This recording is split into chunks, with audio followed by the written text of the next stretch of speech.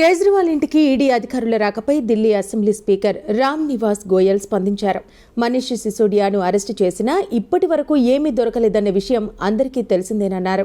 ఇప్పటి వరకు 600 మందికి పైగా అరెస్టు చేశారని తెలిపారు.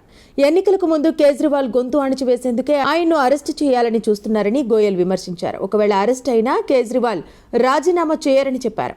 మద్యం పాలసీకి సంబంధించిన మనీ లాండరింగ్ కేసులో విచారణకు రావాలని ఇప్పటికే 9 సార్లు సమన్లు ఇచ్చినా కేజ్రీవాల్ హాజరయ్యేందుకు నిరాకరించారు. మరోవైపు ఈ కేసులో కేజ్రీవాల్ కు ఢిల్లీ హైకోర్టులో గురువారం ఊరట లభించలేదు.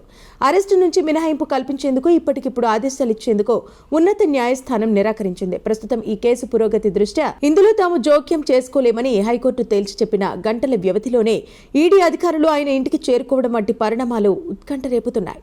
ఇదిలా ఉండగా ఈ అంశంపై కేజ్రీవాల్ సుప్రీంకోర్టును ఆశ్రయించారు. మద్యం విధానం కేసులో మధ్యంతర ఉపశమనం కల్పిస్తూ ఆదేశాలు ఇచ్చేందుకు ఢిల్లీ హైకోర్టు నిరాకరించడాన్ని ఆయన లాయర్లు సర్వోన్నత న్యాయస్థానంలో సవాల్ చేశారు. ఈ అంశాన్ని అత్యవసర జాబితాలో చేర్చి విచారణ జరిపించేందుకు లీగల్ టీం ప్రయత్నిస్తున్నట్టు సమాచారం. మద్యం కుంభకోణం కేసులో ఇప్పటికే సీబీఐ కేజ్రీవాల్ ను విచారించింది. గతేడాది ఏప్రిల్లో 9 గంటల పాటు ప్రశ్నించారు. తాజాగా ఈడీ నమోదు చేసిన కేసులోనూ వరుసగా సమన్లందుతున్నాయి. ఇక ఇదే కేసులో ఢిల్లీ మాజీ డిప్యూటీ సీఎం మనీష్ సిసోడియా, ఆప్ ఎంపీ సంజయ్ సింగ్ అరెస్ట్ అయి జైల్లో ఉన్నారు.